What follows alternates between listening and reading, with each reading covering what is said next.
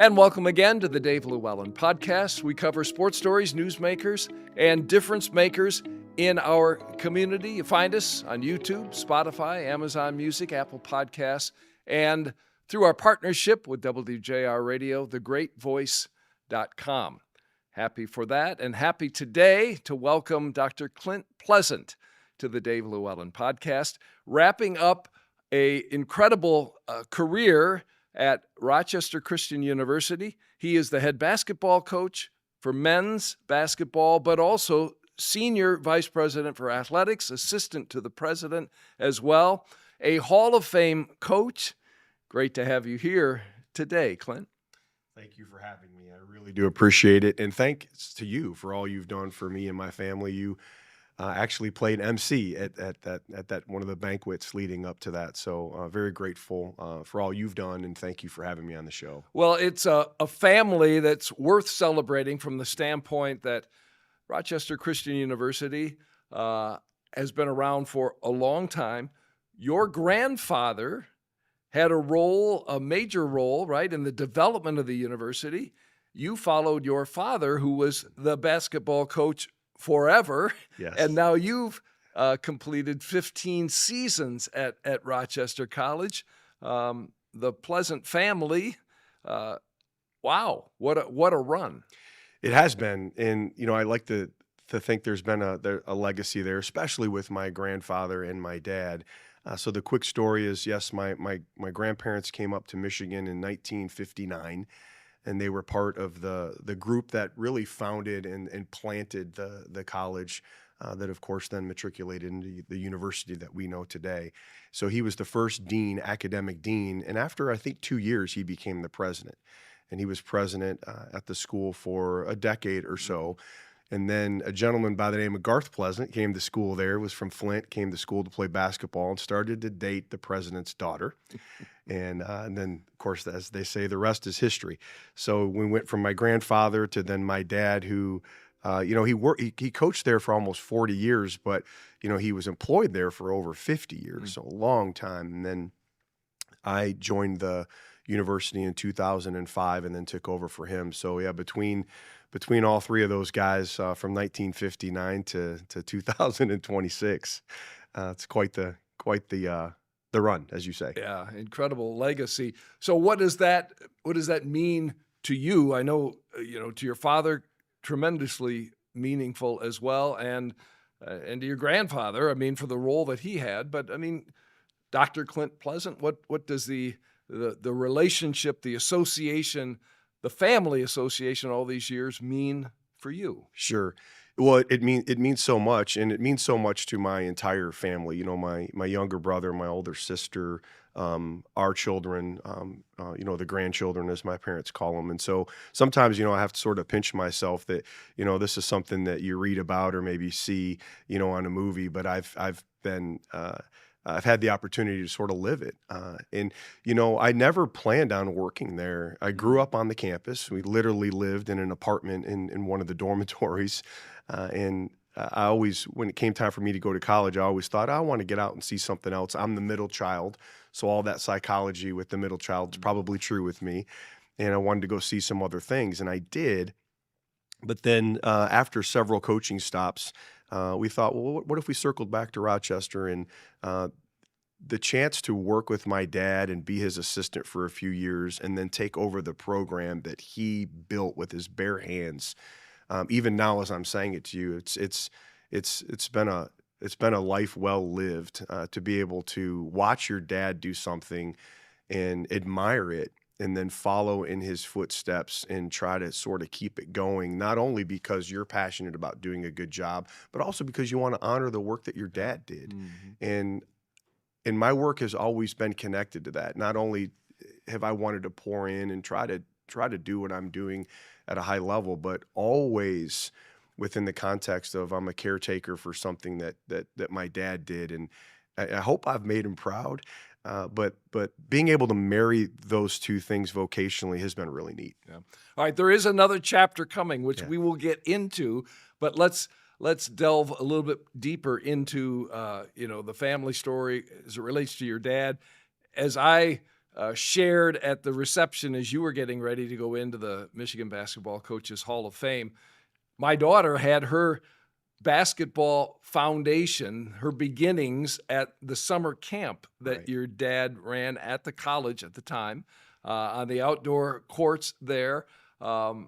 So that's the connection Sure. that began for me with the Pleasant family. And that was where a love of the game started for her. And I would say over the years, not hundreds, but probably thousands of other kids, had that experience and the joy that came from learning, at those summer basketball camps. That's right. That's a big part of what we've done, what my dad started and what we've tried to carry on. I think it's now tens of thousands. Yeah. We have about 1,600 campers come through a year, and we've been doing it now for over 40 years. Of course, it wasn't that big in the beginning, but it's been that big for quite some time. But it's sort of, the camp, I think, has sort of become a rite of passage for basketball in the greater Rochester Hills area. And just to think, when my dad started that camp in 1980, I was one of the first campers in that group, and I was 5 years old. And I think there was just a handful of campers, but it was a dream my dad had. He said, what if we could start our own camp? And I think he originally started that to really help his own program because, at that level, you're always trying to fundraise. You're always looking for help. And so he did that, and the camp just grew and grew and grew. And I think one of the reasons, Dave, it grew is not only because my dad's a man of integrity, but it was more than just basketball. We talked about life skills. We talked about the importance of being a good teammate, the importance of hard work and character. And those things were just as important as the basketball training. And I think the word got out in the community. We never spent any money advertising, and the camp just grew. And you can't drive around Rochester. It's hard to drive around Rochester without talking to somebody. Oh, I went to camp, just like you did a minute ago. And the fact that my brother and I have been able to, not just me and my brother, but the grandkids work the camp, and it's really become a family affair. So your father, Garth, was the coach there at Rochester College, the men's basketball, for 40 years? Almost 40 years. Almost 40 years. National championships, incredible win totals, incredible success. Now, this is not Division I or Division II. This is NAIA level of competition. But the record, the success that your dad had there, and for those who don't know, all those years that he coached, Rochester College at the time, now Rochester Christian University, didn't have a home court. No. On campus. You played in high school gyms, never had a home court all those years. You do now, and it's a beautiful arena. But that was how the program began, and that's how the program succeeded. Amazing. It is, and I think that was now. When I think back with that, it's sort of the secret sauce, I think, because what that did, in my opinion, is that we had a chip on our shoulder, and when I inherited the program, we went several years without sometimes I have to remind my dad, I went years with no facility as well, not as many as him, but it sort of created a chip on our shoulder, a grittiness, a toughness, sort of this mentality that we'll go anywhere and play anybody, and it doesn't matter where it's at. And I think that really helped, sort of instill some of those characteristics that I think our program is known for. And that's, again, the toughness, a grittiness. And of course, now it's great to have our own place. But yeah, for years, we just played wherever we could. And then, again, I inherited that and did the same thing. But then we were fortunate in 2017 to be able to have the facility, which has my dad's name on it. It does. Garth Pleasant Arena. It's a beautiful facility right on campus, the home for men's and women's basketball now at Rochester Christian University. Your dad won national championships, won all kinds of games. Tell me why was he successful working with young people and mentoring, coaching, moving them along? Great question. There's sort of this debate. Can you learn leadership, or are you sort of born a leader? And there's been a lot of ink spilled on that debate back and forth. And I do think that my dad sort of possesses both. I think my dad was born with just a natural ability to lead and to carry himself in a way where people gravitate toward him. And then he also was, I think, a student of leadership and coaching as well. So you marry those two things together, and it's quite a formula. And then now, as I'm older and I look back and I even, as every day goes by, I have more and more appreciation for what he did, because as every day goes by, I Sure. think I get a little more context. And he just, the way he carried himself, he was honest. He oozes with integrity. He worked hard. He would get out. He would recruit. He would write, notes, letters. This was back before cell phones and computers, and he started to open his doors to invite people in to practices. Of course, he started the basketball camp, and I think just created a name for himself that, this is a good human. Mm-hmm. And then, of course, he, the training where, he became good from a technical standpoint. And then he just has sort of the personality where he can motivate young men. Young men will listen and respond, and he leveraged that, leveraged it well, and built a championship program. Again, now as I reflect back, really, I said it at the top of the show, really with his bare hands. Mm-hmm. And it's really neat to watch that and to have had a front row seat at it. And, sort of the joke usually is you never want to take over for someone that's been really successful, right? Usually you say, let somebody else take over, Sure. let them Be the next screw it guy. up and be the next guy. That never dawned on me. As he was nearing toward the end of his career and it became clear that I was going to be probably the next coach, Dave, it never dawned on me that was going to be overwhelming or maybe a bad move on my part. Mm-hmm. I was just so excited to get in there and caretake and try to preserve and move along what he had done. And so now I look back and think, wow, that was pretty bold of me, because I could have fallen flat on my face, but we figured it out. All right, so you've had a 15-year run as the head basketball coach. You mentioned earlier middle child, wanting to get out and do, and you did. You played college football. You went to Texas, right? I did. And then ultimately became the youngest Division II coach in basketball at that university, moved to other jobs, assistant at Division I jobs, before making the decision to come back, to work with your dad and then to succeed him. You had your own path. I mean, that probably, in some ways, did that make it easier to ultimately decide to come back home? I think so. I don't know if you're familiar with the Enneagram, but the Enneagram is a personality test, and I'm what's known as a 3 on the Enneagram, and so I'm driven. And that was part of my path. I wanted to get out and try to achieve and blaze my own trail and do my own thing, and not from a place of ego, just because I wanted to challenge.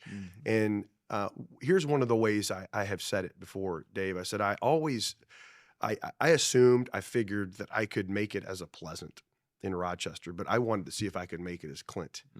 And that meant a lot to me. And so I went away, I played football at Abilene Christian University, and then ended up at Lipscomb University as a student manager because I wanted to get into coaching, and then was really fortunate, bounced around. As you said, I was at Wayne State University, great team there, and then I was at University of Tennessee Martin, a Division I school, and then Kent State University, went all the way to the Elite Eight.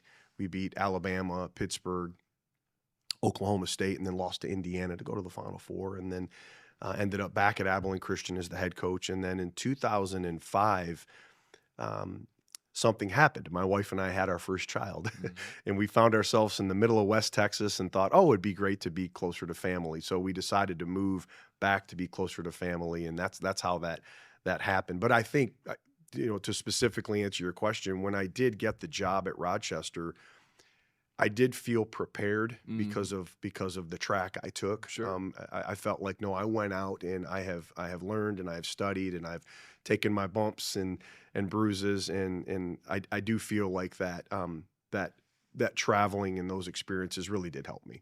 So 15 seasons as the head coach. You mentioned the few years that you were an assistant with your dad before he wrapped up his legendary career. 15 seasons. 15 winning seasons at Rochester Christian University, a couple of national championships as well. So what have these years leading that program, what has that meant to Klint Pleasant? Well, it's meant the world, as I said. I mean, thinking about this is not just a coaching job. In some ways, it feels like the family business, and you don't want to be the child that runs the family business into the ground.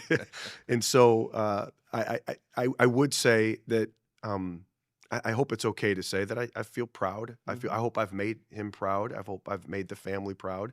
Believe it or not, that grandfather that was the founding father who went on to be president, his wife, my grandmother, is still living at 104. Wow. Still living. Fantastic. And so sometimes even thinking, I hope I've made them proud. But it really has been a magical story. You know, they put together a documentary on my dad's career, and then at the tail end they talk about the transition. But I think as I get older and continue to reflect back on it, I think I'll be nothing except just full of love and gratefulness that we were able to have this story together. And I am proud. I'm proud that we kept it going. I'm proud that we made the transition to NAIA, and you know, we were also able to win some games and a few championships, and all that for me just makes the entire story all the more sweet. Well, Klint Pleasant is my guest today on the Dave LewAllen Podcast, talking about his story, his family history at Rochester Christian University.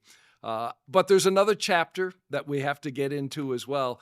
The 15th season as head men's basketball coach, is the final season for you. You've made a decision, a family decision, to move to another opportunity. Had to be a difficult decision on many levels, I'm sure, but you are going to leave to become president of a Michigan college. I am. So I will be, on April 6th, I'll be transitioning to become the CEO and president of Southwestern Michigan College, which is in Dowagiac, Michigan. That's the main campus. It's a residential campus, and then there's a satellite campus in Niles, Michigan, and we are looking forward to that. And yes, so we're going to be ending one chapter and starting another. And the word that some people have used when they've talked to me about this, that must be bittersweet, and it is. I mean, it's been a great run at Rochester. Again, it's felt like the family business, but this seems like an opportunity. I just turned recently, Dave, a milestone age. Okay. So it wasn't 40 and it's not 60 yet. And so, when I think turning that age, it made me think and feel like, maybe there's another challenge, maybe there's another opportunity. And I really am looking forward to it. And it's a great school with great people. Been so impressed with the board of trustees there.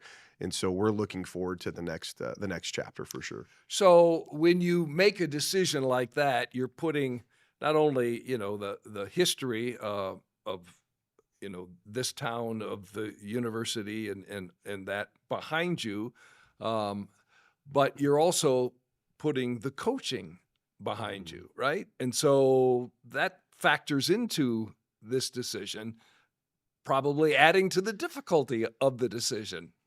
Absolutely. There have been some tears shed, no doubt. Yeah. But I will say that I did not make this decision alone in a vacuum, and I certainly, as the cliche goes, didn't take it lightly.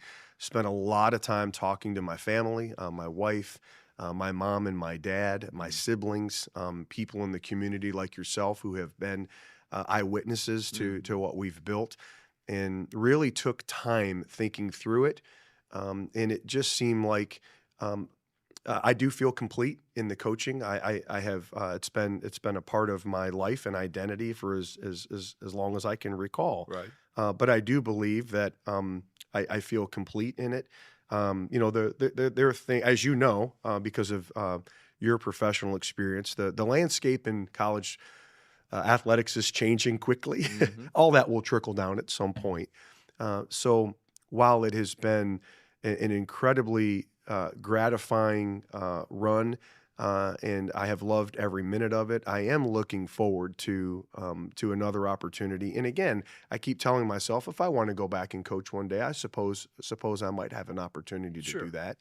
But I do feel complete with what we've done. And there are some things that I would tell you I'm also looking forward to as I get older.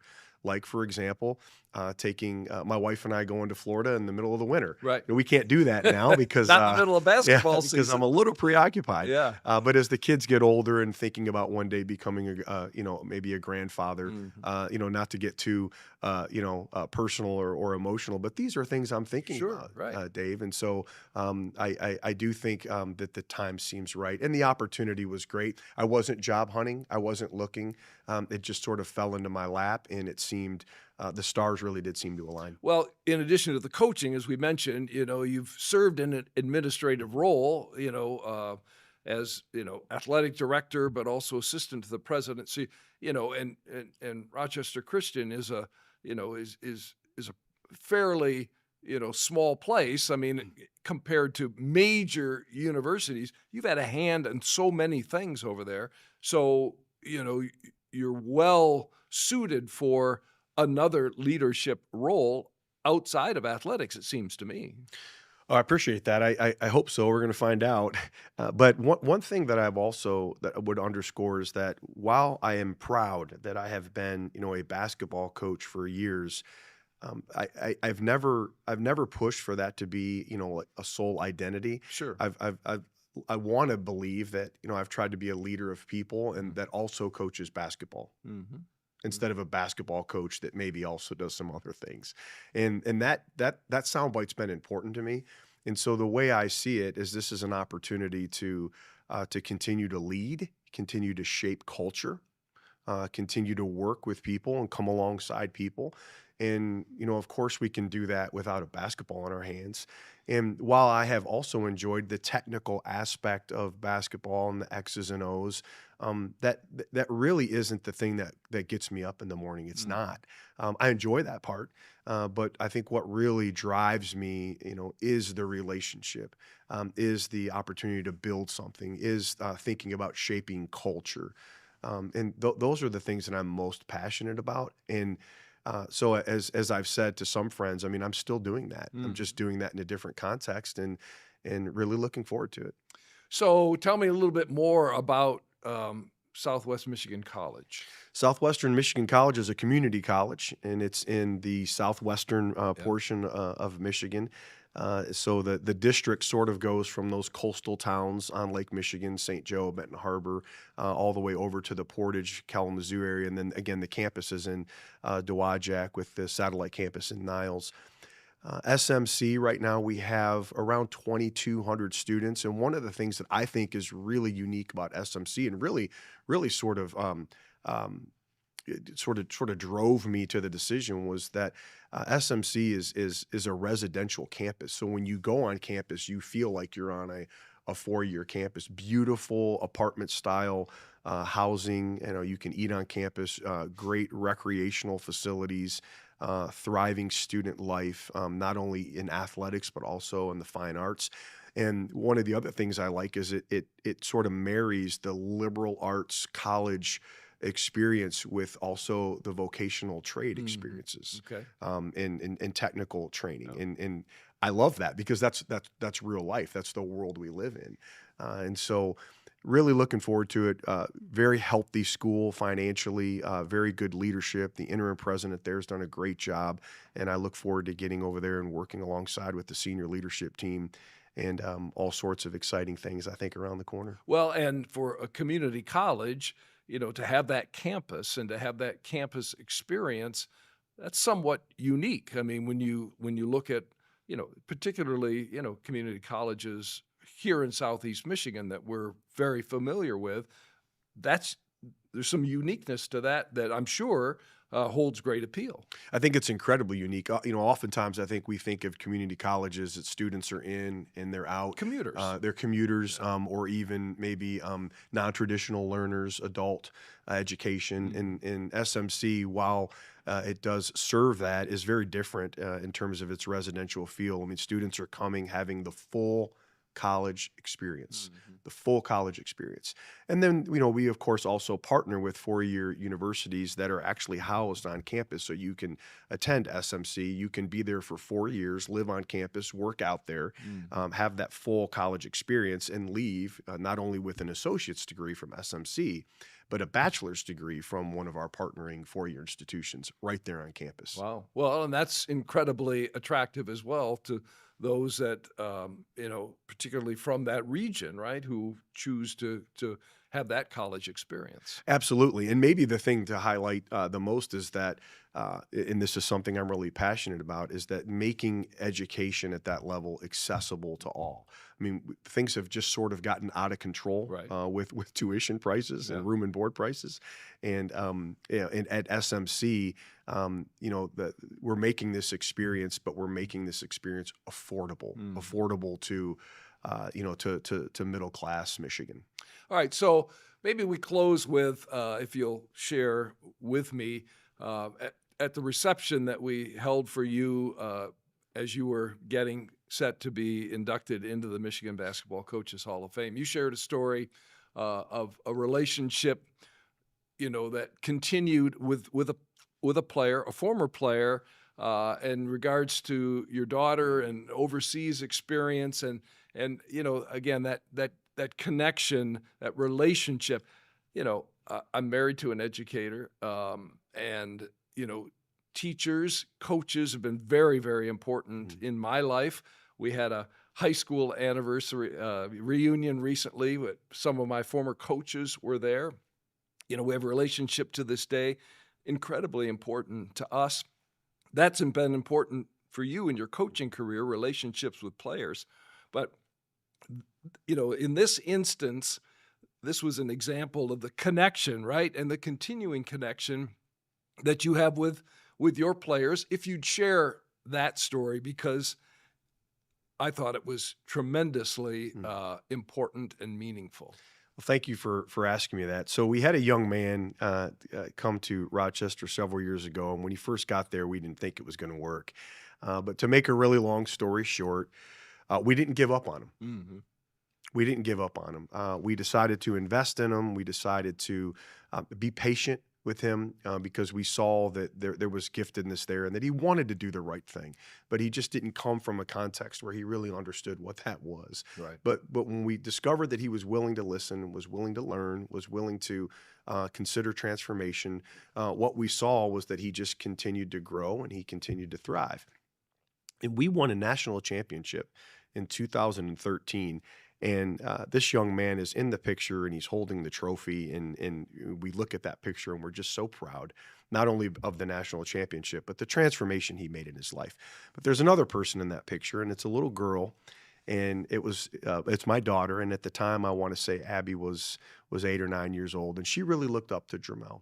But she didn't understand all the things that Jermel, went through to get to that point.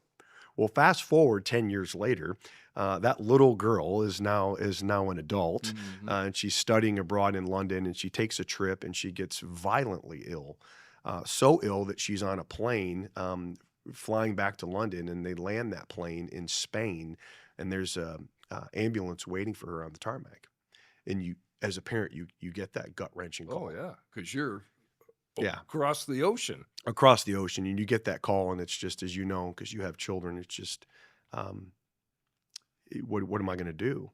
And so while I was thinking through my options, I thought, oh, Jermel lives in Spain. Now, Spain's a big country. It'd probably take you 12, 13, 14 hours to drive across it.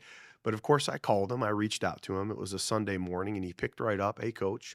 And I described the situation and told him where Abby was. And can you believe he was 30 minutes away? And he said, "Coach, I'm going to get on my motorcycle. I'll be right there. And stay by your phone. I'll call you when I get there." And he went right to the hospital, made his way into the emergency room and was able to check on her, found out what was going on, and called me and said, "Abby's going to be okay. She's going to be okay." And then Jermel stayed. Made sure that she got an Airbnb, made sure that she got to the pharmacy and got her medicine, made sure that she got some food. And then got her to the airport the next day so she could fly back to London. And this was a young man that we were getting ready to give up on. Yeah. And then now here he is breathing into my children and helping and supporting me. Yeah. So full circle. Yeah. Well, and isn't that in addition to the wins and losses, and there have been so many wins, for you, for your father before that, those kinds of connections and relationships, that and the bond that exists. I mean, I just think that tells it all. Yes, and those things are worth so much more. And when everyone, when people remind me that I'm getting out of coaching, sometimes I say, no, I'm not. No, I'm not, because of the Dremel story. Because those stories don't go anywhere. They don't stop and they don't go anywhere. And my players have reminded me, because there's been days where I felt like, oh no, am I doing the right thing? Am I going to miss this? And these very players are the ones reminding me, none of this is ending. None of this has to end. None of it will end. And that's encouraging. Yeah. Congratulations on all the success from the coaching standpoint, and the lives that you have touched, that your father has touched, your grandfather, touched as well in all of his time at Rochester College, now Rochester Christian University. And I wish you all the best in this next chapter, which will be equally exciting, I'm sure, for you. Thanks for having me on the show, and I have to get you over to SMC. We are making an effort to hit all of the stops along the Lake Michigan coast in Southwest Michigan, so we will visit for sure. Fantastic. Thank you. Klint Pleasant, Dr. Klint Pleasant, wrapping up 15 years as the head basketball coach at Rochester Christian University, with an exciting next chapter in store for him and for his family as well. We thank you for joining us, producer, director Josh Bowen, for all of his work as well. Until next time, stay safe, be kind.